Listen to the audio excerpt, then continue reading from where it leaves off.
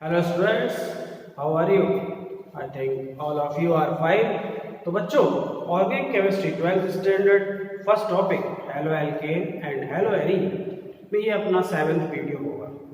Previous videos में आपने preparation method, mechanism, carbocations, carbanion, free radicals और बहुत सारे कंडीशंस को बहुत ब्रॉड स्पेक्ट्रम में सीखने की कोशिश की। आपको उन प्रीवियस वीडियोस को देखना चाहिए। अब इस वीडियो में हम डिस्कस करेंगे प्रिपरेशन मेथड कर लेने के बाद भाई फिजिकल प्रॉपर्टी। एक बहुत इंपॉर्टेंट टॉपिक होता है कि कंपाउंड का फिजिकल नेचर आप समझिए। जब आप फिजिकल नेचर समझते हैं तो फिर आगे आपको क्या है, आप बोलने के कैपेबल हो जाते हैं और किसी भी ऑर्डर को तो बना पाएंगे, साथ ही साथ आप राइटिंग के क्वेश्चन हो या फिर केमिकल रिएक्शन करते समय क्या लॉजिक वहां पे अप्लाई करनी है वो आप समझ पाएंगे। तो physical properties of halo alkane and hello arenes को डिस्कस करते हैं एक एक पॉइंट बाय पॉइंट। तो बच्चों, सबसे पहली फिजिकल प्रॉपर्टी जिसको आपको जानना चाहिए, सीखना चाहिए, वो होती है फिजिकल स्टेट। फिजिकल स्टेट में ऐसा कोई स्पेसिफिक कोई क्वेश्चन खास नहीं बनता, बहुत रेयर क्वेश्चन होता है। आपकी एक जनरल नॉलेज होना चाहिए कि क्या होता है।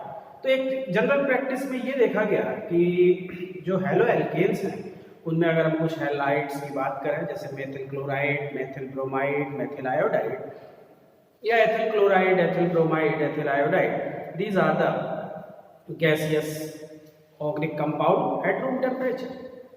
जो हायर मेंबर्स होते हैं अप टू 18 कार्बन एटम, ये हमेशा लिक्विड होते हैं रूम टेम्परेचर पे। ये वोलेटाइल नेचर के होते हैं, विस्कस होते हैं, गाढ़े होते हैं, विस्कस होते हैं।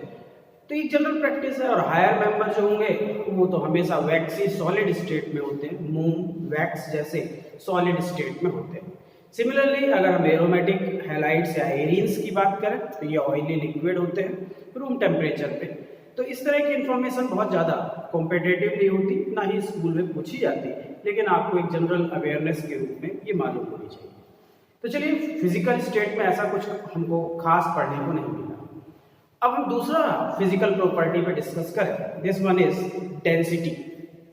तो बच्चों, आप जानते हो कि जनरल प्रैक्टिस में कि डेंसिटी का मतलब क्या होता है। तो आप बोलोगे डेंसिटी का मतलब हम मैथमेटिकली अगर बोले तो मास अपॉन वॉल्यूम। तो अगर आपके पास हैलाइड्स हैं और आप बोलते हो कि मेरे पास RF है, RCl है, RBr है और RI है, स्वाभाविक बात है इन चारों हैलोजन में आपको मालूम है फ्लोरीन, क्लोरीन, ब्रोमीन और आयोडीन जो साइज है वो आयोडीन का बहुत बड़ा है। तो density is equal to mass upon volume अगर लॉजिक लगाई जाए तो इसका वॉल्यूम भी बहुत ज्यादा है, लेकिन एट द सेम मोमेंट मास जो होता है, एटॉमिक मास, फ्लोरीन 19 से आगे बढ़ते जाइए तो एटॉमिक मास भी ट्रिमेंडसली बहुत ज्यादा बढ़ जाता है। तो होता क्या है कि जो आयोडाइड होते हैं वो बहुत डेंसर होते हैं, बहुत भारी होते हैं due to higher extent of mass. तो सभी हैलाइड्स में आयोडाइड्स की डेंसिटी सबसे ज्यादा होती है। तो इसमें बहुत ज्यादा मेहनत की जरूरत नहीं है आपको, बस आप बेसिक क्लियर रखिए कि डेंसिटी की अगर बात कर रहे हैं तो ऑल द हैलाइड्स में, चाहे वो एरोमेटिक हैलाइड ले लीजिए आप, सिमिलर केस में चाहे आप एरोमेटिक हैलाइड या एरीन्स ले लीजिए, तो बोलेंगे फ्लोरोबेंजीन से ज्यादा डेंस होता है फ्लोरोबेंजीन, क्लोरोबेंजीन से ज्यादा डेंस होता है ब्रोमोबेंजीन और ब्रोमोबेंजीन से ज्यादा डेंस होता है आयोडोबेंजीन। तो इसमें ज्यादा कंफ्यूजन नहीं होता बच्चों, आपको बस ये क्लियर होना चाहिए कि डेंसिटी फैक्टर में आयोडाइड की डेंसिटी सबसे ज्यादा होगी due to higher extent of mass. तो ये दूसरी फिजिकल प्रॉपर्टी डेंसिटी, जिसमें बहुत ज्यादा कंफ्यूजन नहीं है। थोड़ा आप आगे बढ़े और एक नई फिजिकल प्रॉपर्टी को डिस्कस करें बच्चों। और वो फिजिकल प्रॉपर्टी हम ले लेते हैं डाइपोल मूवमेंट। यहां पर अब थोड़ा सा आपको ध्यान देना पड़ता है। तो डाइपोल मूवमेंट की अगर हम बात करें तो हम ये जानते हैं कि डाइपोल मूवमेंट का जनरल प्रैक्टिस में आपने 11th में पढ़ा है कि dipole movement mu is equal to E into D, charge into distance between the two bonds. अब आपको मालूम है कि अगर आप RF लेंगे तो यहाँ पर फ्लोरीन मोस्ट इलेक्ट्रोनेगेटिव है, उसकी इलेक्ट्रोनेगेटिविटी 4 है। RCl लेंगे, इलेक्ट्रोनेगेटिविटी 3 है। RBr लेंगे 2.8 है। आर आई लेंगे 2.4, यानी यहाँ पर इलेक्ट्रोनेगेटिविटी बहुत ज़्यादा है, वहाँ पर इलेक्ट्रोनेगेटिविटी बहुत कम है। कार्बन की इलेक्ट्रोनेगेटिविटी तो कांस्टेंट है, इसका मतलब हुआ कि आर एफ में की जो बॉन्ड की पोलैरिटी है वो बहुत ज़्यादा होगी due to higher electronegativity difference. इसका मतलब हुआ कि आर एफ जो ज़्यादा पोलर होगा वो ज़्यादा मूव करेगा, यानी आर एफ का डाइपोल मूवमेंट सबसे ज़्यादा होगा और आर सी एल का कम, आर बी आर का कम और आर आई का डाइपोल मूवमेंट सबसे कम होगा। इन जनरल प्रैक्टिस आपको ये क्लियर रहना चाहिए कि dipole movement depend upon the bond polarity, bond polarity depend upon the electronegativity difference. Since fluorine is most electronegative, therefore the electronegativity difference in alkyl fluoride is highest than the other halides. Therefore the dipole moment of alkyl fluorides is highest than the other halides. Clear बच्चों? ये आप ध्यान रखिए कि dipole movement का ये logic होता है। सामान्य रूप से अगर हम बात करें तो जो एल्केल हैलाइड्स होते हैं उनका डाइपोल मूवमेंट 2.05 से लेके 2.20 डिवाई तक होता है। डिवाई इसकी यूनिट है, आपको आइडिया होगा।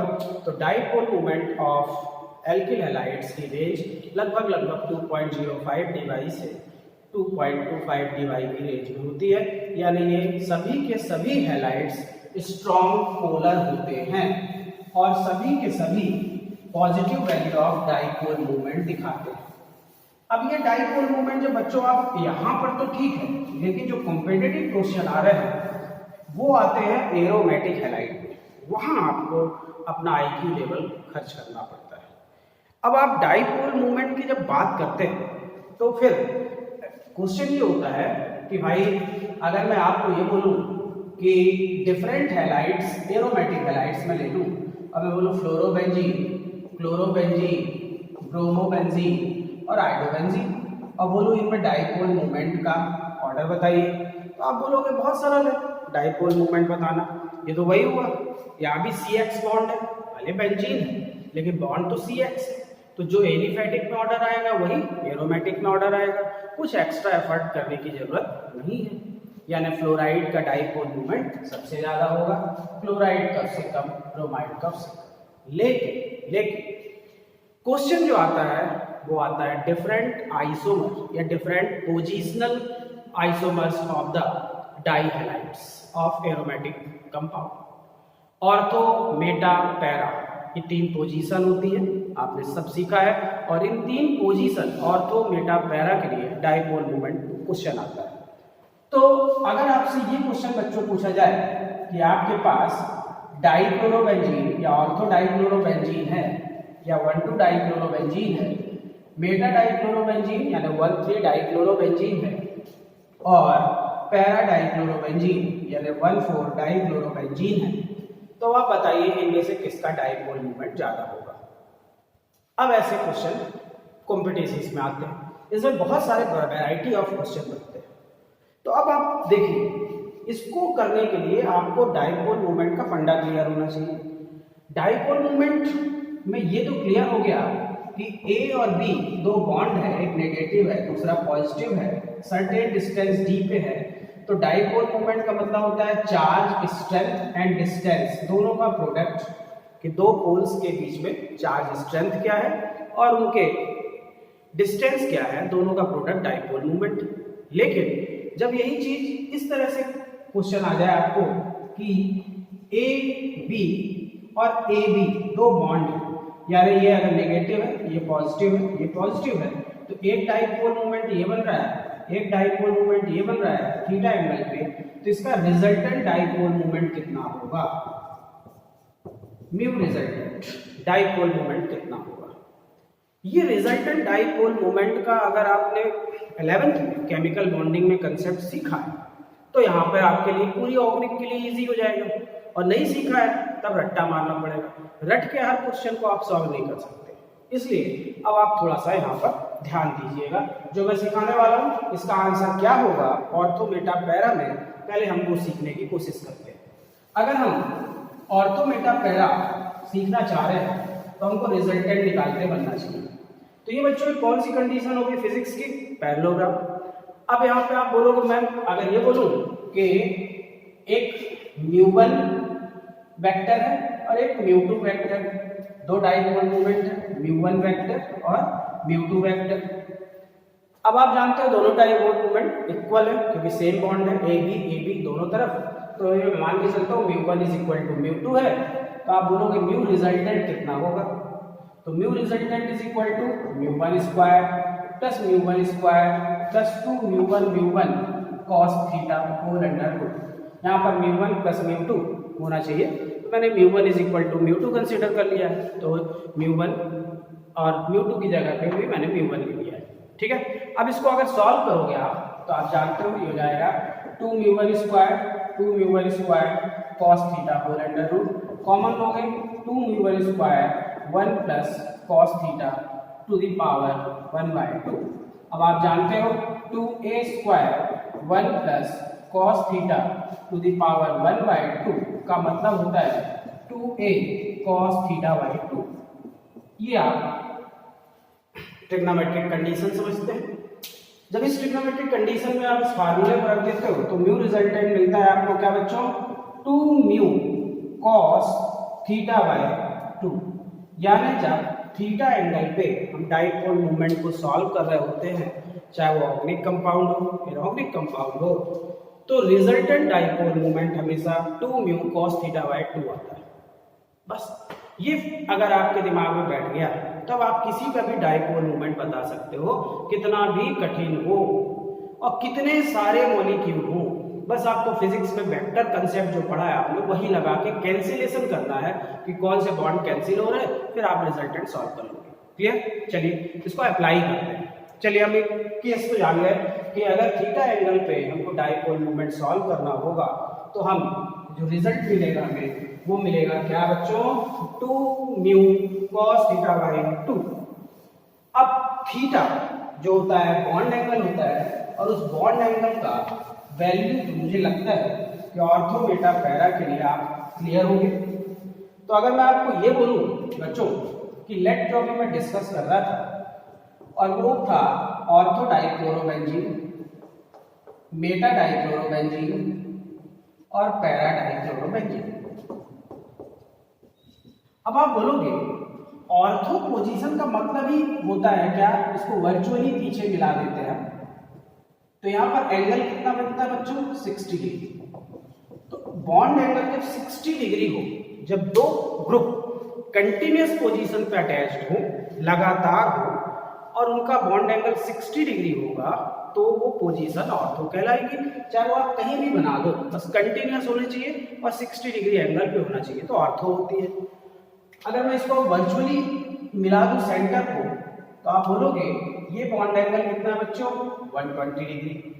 अगर दो ग्रुप सेम और डिफरेंट अल्टरनेट हो, 1 के बाद 3 में हो, 3 के बाद 5 में हो, तो आप अगर अल्टरनेट पोजीशन दे रहे हो और उनका बॉन्ड एंगल कितना है? 120 डिग्री है, तो this position is known as meta position. Clear बच्चों? तो आपको मेटा क्लियर हो गया कि मेटा में 120 का एंगल। जब दो ग्रुप डायगोनल पोजीशन पे हो, opposite to each other diagonal position पे हो, तो कॉमन सेंस है अपोजिट पोजीशन पे होंगे तो बॉन्ड एंगल 180 डिग्री होगा और इस पोजीशन को हम पैरा पोजीशन कहेंगे। अब हमने जो फार्मूला सीखा है वो ये सीखा है कि resultant dipole moment 2 mu cos theta by 2 होता है। किसी भी मॉलिक्यूल में अगर थीटा एंगल पे हमको बॉन्ड एंगल मालूम है और उसका डाइपोल मोमेंट लाना है तो अब आप बोलोगे उस फार्मूले को मैं यहाँ लगाऊंगा। म्यू रिजल्टेंट, लेट ये कार्बन क्लोरीन बॉन्ड है, कार्बन क्लोरीन बॉन्ड का म्यू डाइपोल मोमेंट सेम होगा क्योंकि बॉन्ड तो दोनों CCl है, यहाँ भी डाइपोल मोमेंट सेम होगा CCl। तो आप बोलोगे 2 mu cos 60 degree upon 2 mu cos 30 degree. जब इसको आप सॉल्व करोगे तो कितना आ जाएगा बच्चों? तो आप जानते हो जब इसको सॉल्व करोगे तो रिजल्टेंट वैल्यू आपको बहुत इजीली सॉल्व हो जाएगी और आपको वैल्यू मिलेगी कितनी? तो आप पॉजिटिव वैल्यू गेन करोगे, स्वाभाविक बात है। अब आप यहाँ पे पॉजिटिव वैल्यू गेन कर रहे हो। क्लियर बच्चों? और अगर आप वैल्यू को सॉल्व करना चाहते हैं तो आप बोलोगे 2 म्यू और cos 30 की वैल्यू सॉल्व कर दोगे तो आप बोलोगे दिस वैल्यू इज √3 म्यू, यानी पॉजिटिव वैल्यू आई। यहाँ पर बोलोगे यार 120 का एंगल है तो mu is equal to mu resultant 2 mu cos 120 degree upon 2 यानी cos 60 डिग्री, तो cos 60 तो आप बोलोगे cos 60 1/2 होता है, तो इसको सॉल्व करोगे तो mu resultant is equal to mu, यानी जितना क्वेश्चन है वही आंसर है। फिर भी आप ये कह सकते हो वैल्यू पॉजिटिव आई। डाइपोल मोमेंट की वैल्यू या तो पॉजिटिव होती है या तो जीरो होती है।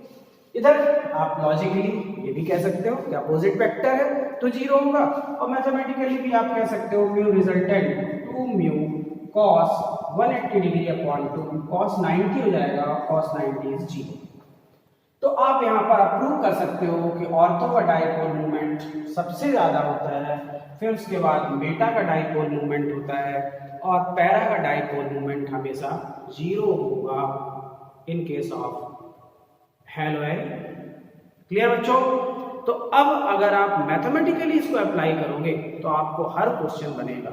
आप कोशिश करिए इस चीज को लिख लिख के पढ़िए, फार्मूले को अप्लाई करिए, क्योंकि ये फार्मूला आपको सिर्फ इस चैप्टर में नहीं, आपको 11th की फिजिकल केमिस्ट्री में, ऑर्गेनिक के हर एक चैप्टर में इसको आप अप्लाई करेंगे। क्लियर? तो डाइपोल मोमेंट का concept in case of halogen आपको मुझे लगता है कि क्लियर हो गया होगा।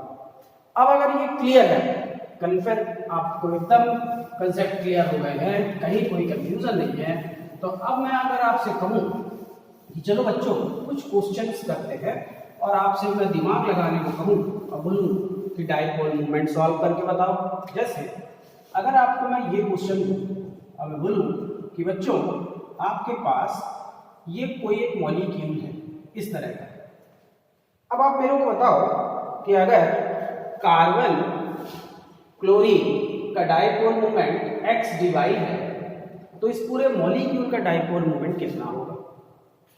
अब क्या करोगे आप? बोलोगे जब मैं ऐसे क्वेश्चंस को सॉल्व करूंगा तो सबसे पहले तो ये देखूंगा कि कैंसिल हो रहा है कि नहीं, वेक्टर अपोजिट वेक्टर कैंसिल हो रहा है कि नहीं।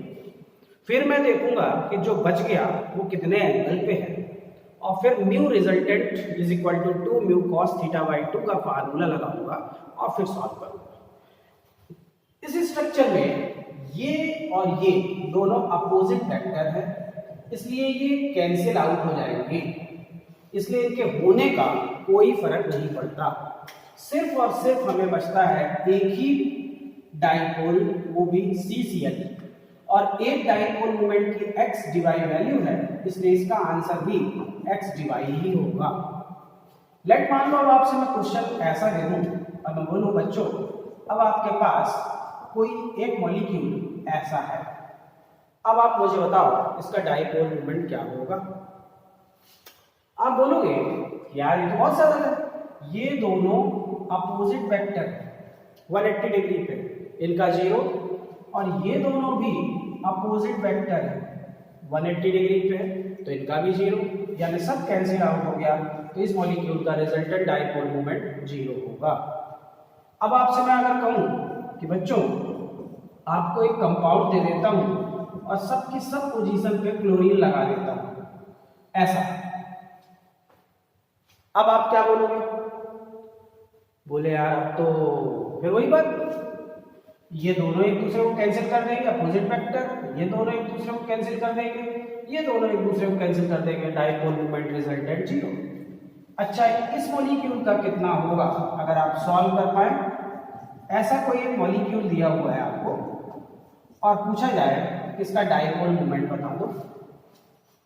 अब आप बोलोगे कि यार ये दोनों तो कैंसिल नहीं कर रहे हैं, लेकिन ये दोनों तो एक दूसरे के 180 पे हैं, तो कैंसिल आउट हो गए, यार ये काउंटलेस हो गए। बच क्या गया? बच गया ये, और ये जो बच गया है बच्चों ये कितने डिग्री एंगल पे है? ये 120 डिग्री एंगल पे है मेटा पोजीशन के हिसाब से। तो इस वैल्यू, इस पोजीशन के हिसाब से अगर आप सोचो तो आपको क्या वैल्यू मिलेगी, आप बहुत जल्दी बता सकते हो। तो बोलोगे इसका रिजल्टेंट हमको मालूम है √3 म्यू आएगा। बस। अब कैसे भी क्वेश्चन को आप कर, कितना भी कठिन क्वेश्चन हो रिंग के अंदर, बस आपको सिंपल सी लॉजिक फॉलो करनी है। और वो भी सिंपल सी लॉजिक इतनी सरल है कि रिजल्टेंट अपोजिट वेक्टर का कैंसिलेशन कर लीजिए और फिर जो बच जाए उसमें 2 म्यू cos थीटा बाय 2 फार्मूले को अप्लाई कर दीजिए और बस आंसर गेन करिए। कितना भी कठिन कोई आपसे पूछेगा, गारंटीड आपसे ये क्वेश्चन बनेंगे हेलो एलिमेंट्स के अंदर। सिमिलर कंडीशन आपको अल्कोहल में मिलेगी, ईथर में मिलेगी और आगे भी मिलेगी। हाँ, कभी कभी कुछ एक्सेप्शनल कंडीशन भी आएंगी और जब आएंगी तब देखेंगे, अभी तो नहीं आ रही हैं। अभी अपन इनकी बात करते हैं हैलाइड्स के लिए और इनका डाइपोल मूवमेंट। आप कोशिश करिए कि कुछ भी करके आप इनको बहुत अच्छे से सॉल्व करके आंसर बता पाएंगे। तो चलिए अब हमारा एरोमेटिक कंपाउंड और एलिफैटिक कंपाउंड दोनों में डाइपोल मूवमेंट तो क्लियर हुआ। अब हम बात करेंगे बच्चों एक बहुत इंपॉर्टेंट टॉपिक फिजिकल प्रॉपर्टी की, जिससे बहुत सारे क्वेश्चन बने हैं और बहुत लोगों से गलती होती है। वो है एमपीबीपी, मेल्टिंग पॉइंट, बॉइलिंग पॉइंट। अभी एमपीबीपी को आखिर कैसे समझा जाए, कैसे पढ़ा जाए, कौन सा लॉजिक लगाया जाए कि हमारा कोई क्वेश्चन गलत ना हो। ये ज़्यादातर क्वेश्चन दो तरीके से पूछे जाते हैं। एक तो objective, highest value of MP और बीपी, 4 ऑप्शन दे देंगे, आप वहाँ पे लॉजिकली सेलेक्ट करोगे। एक होता है सब्जेक्टिव, उसमें आपसे पूछेंगे वाई एमपी और BP of X is more than Y और लेस देन वाई। यहाँ पर भी वही लॉजिक काम करेगी, लेकिन सब्जेक्टिव में आपको लिखना होता है which is more difficult than the objective question. तो आपको अच्छी लैंग्वेज भी आनी चाहिए कि आप कैसे राइटिंग करोगे और फिर ऑब्जेक्टिव के लिए सिलेक्शन आना चाहिए। तो let's start about the MPBP of halides. बच्चों सबसे पहले आप दिमाग में लगाओ कि जब मैं हैलाइड पढ़ता हूँ CX बॉन्ड, तो ये कार्बन है, sp3 हाइब्रिडाइजेशन है, ये सिग्मा बॉन्ड है। होता क्या है कि एमपीबीपी पढ़ते समय हमको कुछ रूल बनाने पड़ते हैं।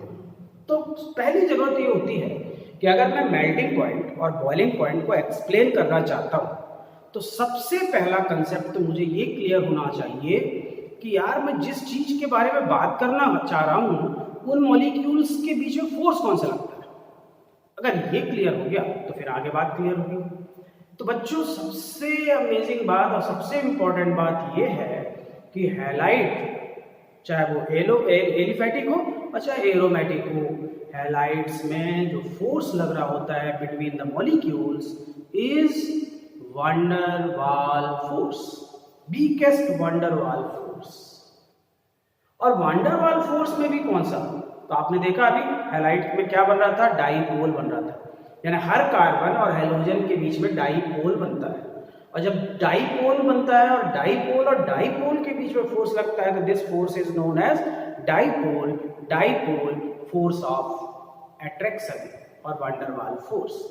यानी पहला कंसेप्ट आपको ये क्लियर होना चाहिए कि in aliphatic and aromatic halides the CX bond is polar in nature, therefore between the different molecules the force observed is always weakest type of dipole van der Waal force। Clear बच्चों? अब इसमें मैं एक logic trick आपको बताता हूँ। आप उस चीज को अगर दिमाग में बैठा लोगे तो एल्केन से लेके आगे लास्ट चैप्टर तक जहां जहां एक्सेप्शन नहीं आएगा हाइड्रोजन बॉन्ड का, हर जगह आपको 100% आंसर सही आएंगे, कहीं कोई गलती नहीं होगी। आप एक नियम बनाओगे, वो ये कि जब वंडर वाल फोर्स काम करता है तो सबसे इंपॉर्टेंट बात कि भाई मेल्टिंग पॉइंट या बॉइलिंग पॉइंट कब ज्यादा होगा। आप सोचिए यार, मेल्टिंग पॉइंट और बॉइलिंग पॉइंट का मतलब क्या है, हीट प्रोवाइड। आप कितनी हीट दोगे, हीट ज्यादा कब देनी पड़ती बच्चों, बोले यार जब बॉन्ड तगड़ा होगा, बॉन्ड अच्छा होगा, स्ट्रॉन्ग होगा तो ज्यादा हीट देनी पड़ेगी, और बॉन्ड कमजोर होगा तो हीट कम देनी पड़ेगी। अच्छा, तो हम नियम बना लेते हैं कि जो एमपीबीपी होता है वो directly proportional to van der Waals force होता है। अब ये चीज जब लैंग्वेज में यूज करोगे तो आप समझने के लिए तो बोलोगे MPBP directly proportional to van der Waals force, writing में बोलोगे MPBP of the compound depend upon the van der Waals force और the dipole force of attraction. अब बहुत इंपॉर्टेंट बात पे ध्यान दीजिएगा, ये वंडर वाल फोर्स जो होता है वो डायरेक्टली प्रोपोर्शनल होता है साइज ऑफ, अभी हम हैलाइड पढ़ रहे हैं, हैलोजन के। जितना बड़ा एटम का साइज होगा उसमें उतना ज्यादा वंडर वाल फोर्स लगता है। लाइक आप याद करिए इनर्ट गैस, पीरियोडिक टेबल में कि इनर्ट गैस का सबसे बड़ा साइज होता है, वंडर वाल रेडियस उसमें होती है, और उसमें फोर्स भी कौन सा काम कर रहा होता है बच्चों, वंडर वाल फोर्स। यानी van der Waals force depend upon the size factor, directly proportional to size. जितना बड़ा साइज उतना ज्यादा वंडर वाल फोर्स। ये इंपॉर्टेंट बात आप ध्यान रखिएगा, directly proportional to number of carbon atoms in principal chain. ये बहुत इंपॉर्टेंट बात हुई कि अगर आपने चेन आइसोमर ले लिए और एक कार्बन, एक कंपाउंड में 2 कार्बन है चेन में, एक में 3 कार्बन है, एक में 4 कार्बन है, तो जैसे जैसे कार्बन की चेन बड़ी होती जाएगी उसका सरफेस एरिया बड़ा होता जाएगा। और van der Waals force depend upon the surface area, surface area. तो आपको दिमाग में ये रखना होगा कि van der Waals force depend upon the size of atom, size of atom depend upon the surface area, and surface area depend upon the number of carbon atom in the principal chain. बहुत important है। लेकिन अगर chain isomer आ गया तो आप खुद दिमाग लगाओ, ये 5 कार्बन की चेन है, उसका सरफेस एरिया बहुत ज्यादा है। अब मैं इसको अगर आइसोमर में बदल दूं और चेन 4 ही कार्बन की हो, एक ब्रांच निकल गई, तो आप यहाँ फिजिक्स लगाइए, ये कार्बन की चेन है, एक ब्रांच हो गई, यानी यहाँ अपोजिट फोर्स लग रहा है, तो रिजल्टेंट फोर्स क्या होगा, एक फोर्स ये लग रहा है, एक नीचे लग रहा है, रिजल्टेंट फोर्स कम आएगा। तो आप बोलोगे जब ब्रांचेस बढ़ती हैं तो एक्सटेंट या स्ट्रेंथ ऑफ फोर्स कमजोर हो जाता है, यानी ब्रांचेस बढ़ाने पे वंडर वाल फोर्स कमजोर होगा, और वंडर वाल फोर्स कमजोर होगा तो एमपीबीपी भी कम हो जाएगा। यानी ये आपको ध्यान रखना है, inversely proportional to number of branches in chain isomer. जितनी ज्यादा आप ब्रांचेस डेवलप करोगे उतना एमपीबीपी घटता जाएगा, डिक्रीज होता जाएगा। बच्चों अगर ये कंसेप्ट आपके दिमाग में बैठ गया तो आप समझो एक भी क्वेश्चन आपसे गलत नहीं होगा, सब कुछ सही आएगा। जैसे हम कुछ क्वेश्चन को ध्यान लगाते हैं और उसको करने की कोशिश करते हैं। जैसे मान लो पहली कंडीशन मैंने आपसे कहा कि बच्चों आप ये बताओ कि RF, RCl, RBr और RI करेक्ट ऑर्डर ऑफ एमपीबीपी। आप बोलोगे यार ये डिफरेंट हैलोजन है, कार्बन सेम है, डिफरेंट हैलोजन का साइज अलग अलग है। आप ये वाला कंसेप्ट आपको लगाना होगा, बोलोगे क्या कि एमपीबीपी डायरेक्टली प्रोपोर्शनल होता है वंडर वाल फोर्स के, van der Waals force proportional to size of halogen. इसका साइज सबसे बड़ा है, सरफेस एरिया सबसे बड़ा है, इसका वंडर वाल फोर्स सबसे तगड़ा है, तो इसका एमपीबीपी भी सबसे ज्यादा होगा। यानी correct order of MPBP is this. अब कोई आपसे टीचर अगर पूछता है कि why MP of alkyl iodide is more than the bromide, तो राइटिंग में आप क्या बोलोगे, बोलोगे कि MP of alkyl iodide is more than the alkyl bromide because the MPBP of the halide depend upon the van der Waals force. Since the van der Waal force increases with increase of atomic size of halogen atom or the surface area of the halogen atom, therefore, with increase of strength of van der Waal force, the heat required for the melting of the compound increases. That is why the MPBP of alkyl iodide is more than the alkyl bromide, chloride as well as fluoride. आपको ये जो चीजें हैं directly inversely लिख रखा है, इसको sentence में बोल देना है। ये स्कूल के लिए हो गया, सब्जेक्टिव के लिए हो गया, और अगर इसको दिमाग लगा के यूज करना है तो ये ऑब्जेक्टिव हो गया। क्लियर बच्चों? चलिए इसी में अगर मैं अब आपको डिजाइन बदल दूं, अब मैं बोलूं चलिए अब मेरे को एक क्वेश्चन ये करके दिखाइए कि अब आपको मैं ऐसा कह देता हूं कि मेरे पास CH3Cl है, CH3CH2Cl है, CH3CH2CH2Cl है, CH3CH2 होल ट्वाइस CH2Cl। चलिए अब आप बोलोगे यार ये तो क्या है, मेथिल क्लोराइड है, एथिल क्लोराइड है, नॉर्मल प्रोपिल क्लोराइड है, नॉर्मल ब्यूटिल क्लोराइड है। These are the different compounds but contain same halogen. तो बोले यार यहाँ पर तो साइज फैक्टर लग नहीं रहा है, हैलोजन तो सेम है। बोले यार अब यहाँ पे लगेगा क्या, number of carbon atom present in the principal chain. आप लॉजिक बनाओगे कि van der Waals force depend upon the number of carbon atom present in the principal chain. Since in the given question the number of carbon atom increases from methyl chloride to normal butyl chloride, and with increase of number of carbon atom in the principal chain its surface area increases. Hence with increase of strength of van der Waals force it require more amount of heat for melting or boiling, therefore its MPBP is much higher than these. बस आपको concept ये clear रखना है कि van der Waals force depend MPBP depend upon the van der Waals force and van der Waals force depend upon the number of carbon atom present in the principal chain. तो अब आप बोलोगे this one is the correct answer. बहुत सरल। अब यही चीज अगर बच्चों आपको ब्रांच में आता है और मैं 4 कार्बन का एक कंपाउंड ले CH3 CH3 CH2 CH2Cl CH3 CH3 CH2Cl और CH3CH3CH3Cl। मैंने आपको ये 3 कंपाउंड दिए। This one is normal butyl chloride, this one is isobutyl chloride and this one is tertiary butyl chloride. अब आप बोलोगे normal butyl chloride, isobutyl chloride और tertiary butyl chloride में क्या सेम? बोले यार पहली बात तो इनमें सब में क्लोराइड से है, यानी साइज ऑफ हैलोजन का कोई मतलब नहीं है। फिर क्या सेम है? Number of carbon atom same, 4 carbon सब में है, तो number of carbon atom fail हो गया। फिर क्या बचा बच्चों?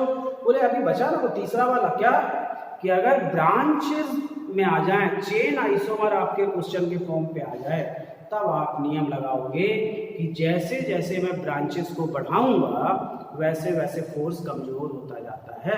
यानी MPBP depend upon the van der Waals force and van der Waals force decreases with increase in number of branches. Since it contain 2 branch hence it show least van der Waals force, while in this compound the strength of van der Waals force is stronger than these। तब आप बोलोगे इसमें एक भी branch नहीं है, इसका MPBP सबसे ज्यादा होगा। इसमें एक ब्रांच है, इसका MPBP कम होगा, और उसमें एक भी ब्रांच, 2 ब्रांच हैं तो MPBP बहुत कम होगा। कुल मिला के बच्चों अगर आप थोड़ा भी दिमाग से काम करोगे तो आप ऐसे क्वेश्चन को बहुत इजीली सॉल्व कर सकते हो। और आप बस दिमाग में ये बैठा लीजिए कि MPBP ऑफ हैलाइड पर्टिकुलरली अभी आप पढ़ रहे हो तो उस पर कंसंट्रेट करो, directly proportional to strength of van der Waals force और dipole force of attraction, and this force of attraction proportional to size of halogen atom which increases from fluorine to iodine, and this force is also directly proportional to number of carbon atom present in the principal chain. As the number of carbon atom increases in the principal chain, the strength of the van der Waals force increases, which show the increase in value of MPBP. But in case of chain isomer, you should always aware that with increase of number of branches, the strength of van der Waals force decreases. That is why with decrease of strength of force, the MPBP of these branched compound or chain isomer with the increase of number of branches. Clear बच्चों? इसमें आप बहुत दिमाग खर्च करिए, थोड़ा सा नहीं, बहुत ज्यादा। आप कोशिश ये करिए इसको 2 बार 3 बार 4 बार अच्छे से सुना जाए, अच्छे से पढ़ा जाए, ये आपके दिमाग में बैठ जाएगा, सेडिमेंट हो जाएगा। फिर इसके बाद आपसे कभी गलती ही नहीं होगी कोई भी क्वेश्चन आएगा आप तुरंत आंसर बता पाओगे। लेकिन first of all you have to concern about this. Clear? चलिए, अब यही चीज अगर मैं एरोमेटिक में चला जाऊं तब क्या होगा? एलिफैटिक में तो हमारा नियम कायदा काम कर गया, लेकिन क्या एरोमेटिक में अब हम यही नियम लगा के सॉल्व करेंगे? तो देखते हैं। चलिए, अब एरोमेटिक में आए और एरोमेटिक में अगर मैं डिफरेंट हाइड्रोजन ले लूं और आपसे बोलूं बच्चों मेरे पास फ्लोरोबेंजीन है, क्लोरोबेंजीन है, ब्रोमोबेंजीन है और आइसोबेंजीन है, बताइए एमपीबीपी किसका ज्यादा होगा? बोलोगे यार मुंडी तो सबकी, हेड तो सबका सेम है, और हेड में जो ऑर्डर ऑफ साइज है वो ये है, आयोडीन सबसे बड़ा होता है। MPBP depend upon van der Waals force, और van der Waals force depend upon the size of halogen. Since iodine is the largest in size, तो इसमें हमको कोई दिक्कत नहीं है आंसर बताने में। आइडोबेंजीन का एमपीबीपी इन सबसे ज्यादा होगा, फ्लोरोबेंजीन का एमपीबीपी सबसे कम होगा।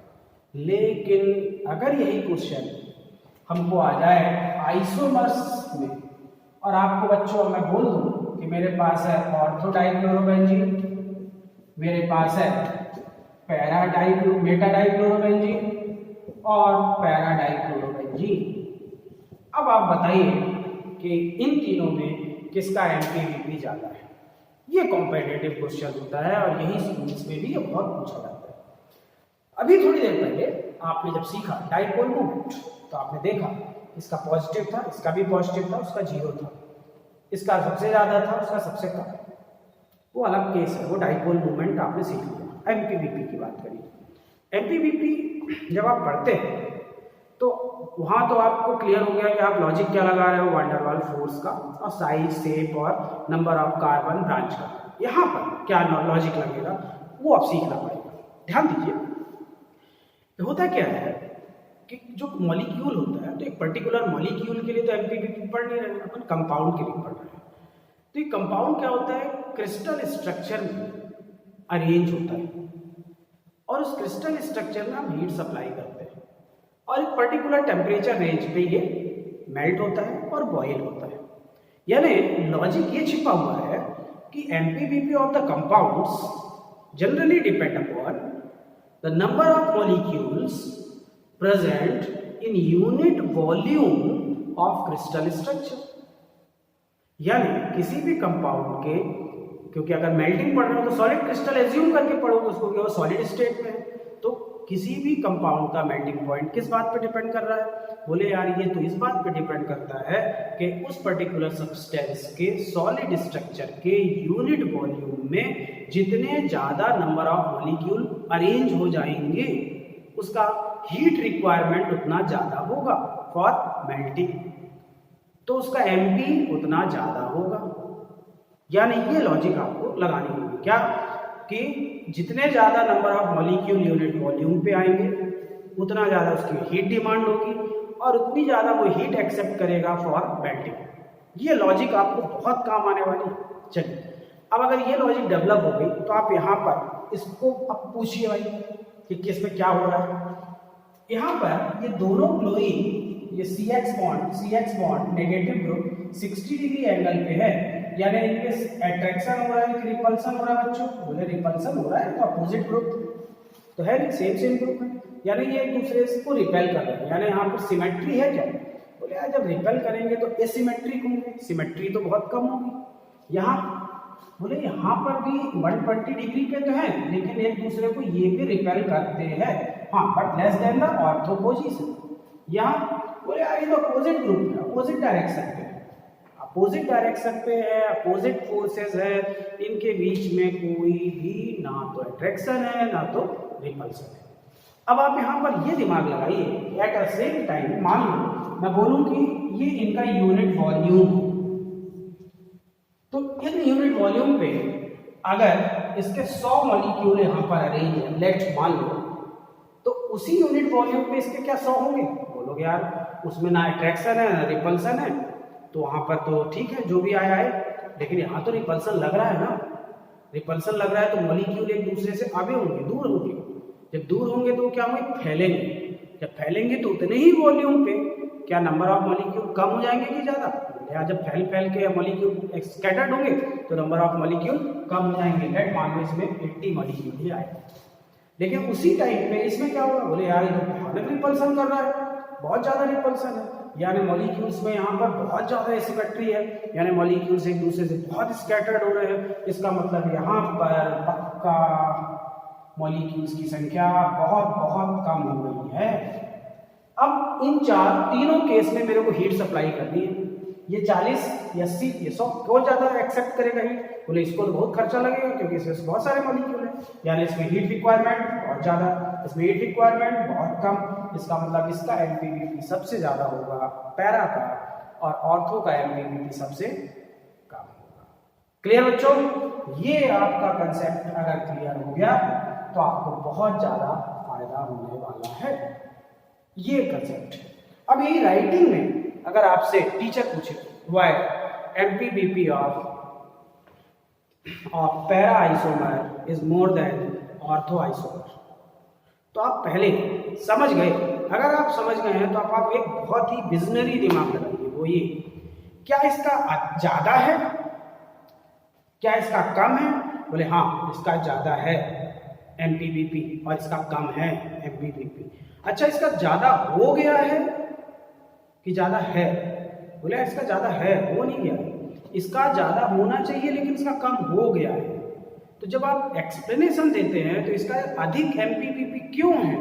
क्योंकि इसका कम है, ये बताना पड़ता है। जैसे आपसे कोई क्वेश्चन पूछे why MPBP of para isomer is more than the ortho isomer in case of haloalkane, answer बोलोगे क्या कि MPBP of para isomer is more than the ortho and meta isomer in haloalkane because in, अब सुनिएगा बात, because in ortho isomer since the two halogen groups are present closer to each other at 60-degree angle or 120-degree angle, therefore these repel to each other to make the structure asymmetric in nature.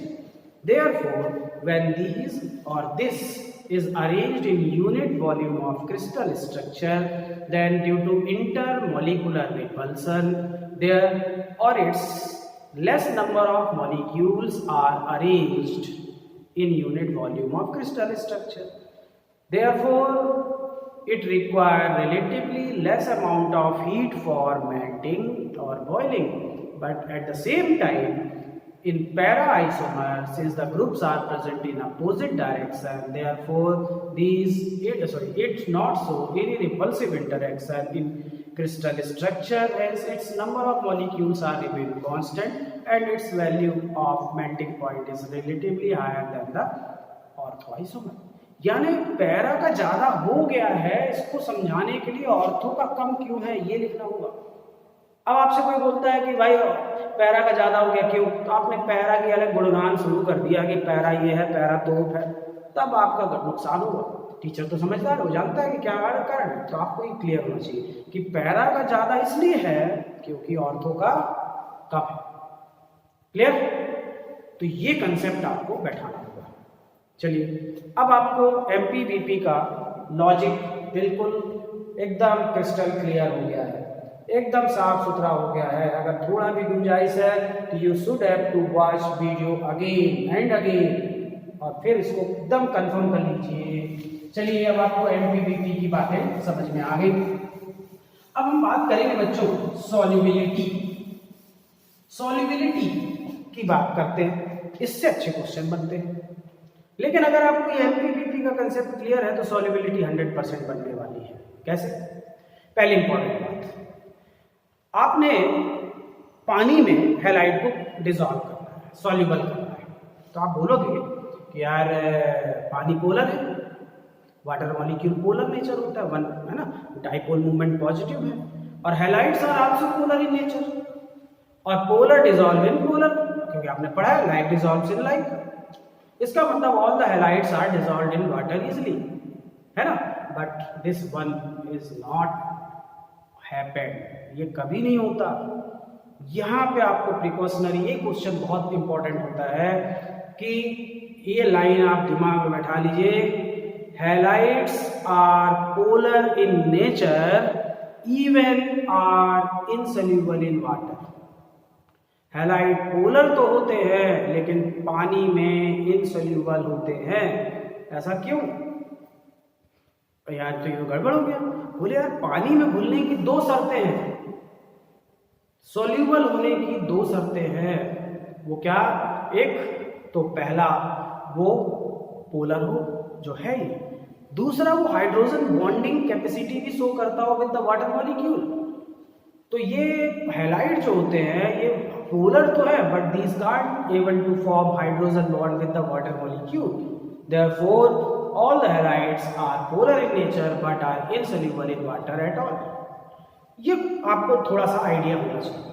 चलिए अब हम ये तो समझ गए कि halide पानी में नहीं डिजॉल्व होते हैं, ये इसका आंसर है।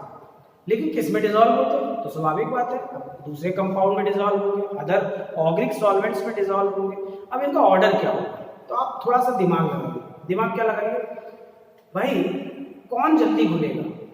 जो अच्छा क्रिस्टलाइन स्ट्रक्चर जिसका है, जिसमें अच्छा तगड़ा फोर्स है, वो जल्दी घुल जाएगा, कि जो वीक है, जिसका फोर्स वीक है, वो जल्दी घुलेगा। तो ये तो कॉमन सेंस है। आप बोलोगे जो वीक फोर्स ऑफ अट्रैक्शन वाले मॉलिक्यूल है वो जल्दी क्या होंगे? ब्रेक होंगे, जल्दी डिसॉल्व होंगे और इनकी सॉल्युबिलिटी ज़्यादा होगी। यानी यहाँ पर अब आपने दिमाग क्या लगाया? सॉल्युबिलिटी जो होती है तब ज़्यादा होगी जब फोर्स होगा कमजोर। बस यही टैग लाइन आपको लेके चल रहा है। क्या कि आप बोलोगे इन केस ऑफ हैलाइड हम ये रूल बनाएंगे कि सॉल्युबिलिटी इनवर्सली प्रोपोर्शनल टू वान डर वाल फोर्स। और अभी आपने जो पढ़ा था एमपीबीपी डायरेक्टली प्रोपोर्शनल टू वान डर वाल फोर्स, उसको होल अपोजिट कर दीजिए, होल इनवर्स कर दीजिए, तो ये सॉल्युबिलिटी का ऑर्डर मिल जाएगा। कैसे? ऐसे सॉल्युबिलिटी इनवर्सली प्रोपोर्शनल टू वान डर वाल फोर्स, इसलिए। और आप जानते हैं वान डर वाल फोर्स जो होता है डायरेक्टली प्रोपोर्शनल टू साइज होता है, तो यहाँ पे डायरेक्टली प्रोपोर्शनल की जगह इनवर्सली प्रोपोर्शनल हो जाएगा साइज ऑफ हैलोजन। यानी जितना बड़ा हैलोजन का साइज उसका एमपीबीपी उतना, सॉरी सॉल्युबिलिटी उतना कम। इसी तरह से ये इनवर्सली प्रोपोर्शनल टू हो जाएगा क्या? Number of carbon atoms in principal chain.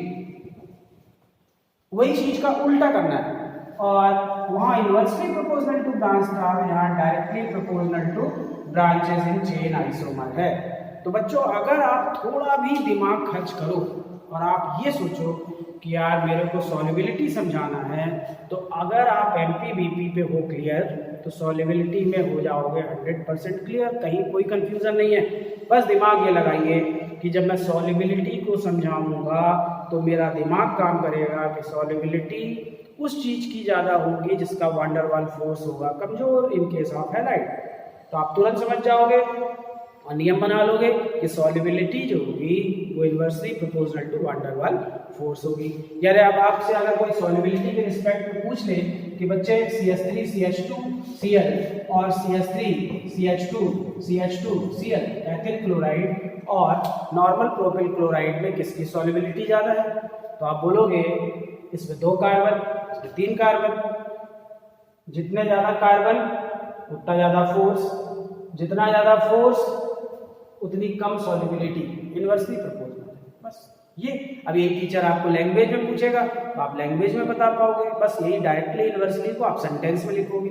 अगर आपको बोल दे कि बच्चों ये बताओ कि CH3 CH2 Cl isopropyl chloride है मेरे पास और टर्सरी ब्यूटिल क्लोराइड है मेरे पास, दोनों में से कौन सॉल्युबल है ज्यादा? हम लोग यार ये 3 कार्बन है, इसमें प्रिंसिपल चेन में 2 कार्बन है, सॉरी इसमें जो ब्रांचेस है हो रही है वो कितनी हो रही है बच्चों? बोलोगे ब्रांच इसमें 3 हो रही है, इसमें ब्रांच 2, एक ब्रांच आ रही है, इसमें ब्रांच 2 आ रही है। जैसे जैसे ब्रांच बढ़ रही है वैसे वैसे फोर्स कमजोर हो रहा है, और जब फोर्स कमजोर होता है तो एमपीबीपी तो घटता है बट सॉल्युबिलिटी बढ़ती है। यानी सॉल्युबिलिटी को एमपीबीपी से कोरिलेट करके चलिए। बस दिमाग में रखिए कि अगर मैं एक ऑर्डर में पढ़ रहा हूँ और मुझे एमपीबीपी क्लियर है तो नो डाउट मेरे को सॉल्युबिलिटी में कोई कंफ्यूजन नहीं होगा। और कैसे भी क्वेश्चन आपसे पूछे जाएंगे आप सॉल्युबिलिटी को बहुत अच्छे से एक्सप्लेन कर पाओगे बच्चों। क्या कहते हो आप? ऐसे क्वेश्चन आप कर पाओगे? 100% कर पाओगे। आप इनसे जूझिए और आप इनसे लड़िए, इनको आप समझिए। जब आप समझेंगे तो बात बनेगी, और बात जब बनेगी तो वो बहुत आगे तक बनेगी। क्योंकि ऑर्गेनिक में बच्चों आप ये मान के चलो कि शुरुआत बहुत कठिन है, लेकिन जैसे शुरुआत हो जाती है और बेसिक कंसेप्ट्स आपके बनने शुरू हो जाते हैं, फिजिकल नेचर और केमिकल प्रॉपर्टीज और मैकेनिज्म का बेसिक फंडा आप सीखना शुरू कर देते हो, आपके लिए ऑर्गेनिक मजाक हो जाती है। लेकिन ऑर्गेनिक बहुत डरावनी भी है। शुरू में जो डर गया वो मर गया, समझ लीजिए। इसलिए डरना नहीं है। कोशिश मेक्स मैन परफेक्ट। कोशिश करिए, प्रैक्टिस मेक्स मैन परफेक्ट का कोशिश मेक्स मैन परफेक्ट बना दीजिए। आप जितना ज़्यादा अप्लाई करेंगे उतना ज़्यादा बनेगा। आप पढ़ते रहेंगे बनता जाएगा, लिख के पढ़ेंगे बहुत बनेगा, आप सोचते रहेंगे समय बीतता जाएगा। ओके बच्चों, तो physical property of hello arene और हेलो एल्केन और हेलो एरीन में आपको इतना कंफर्मेशन अगर हो गया तो आप बहुत कुछ जानने के लिए तैयार हैं। अब आप बात करेंगे केमिकल प्रॉपर्टीज़ की।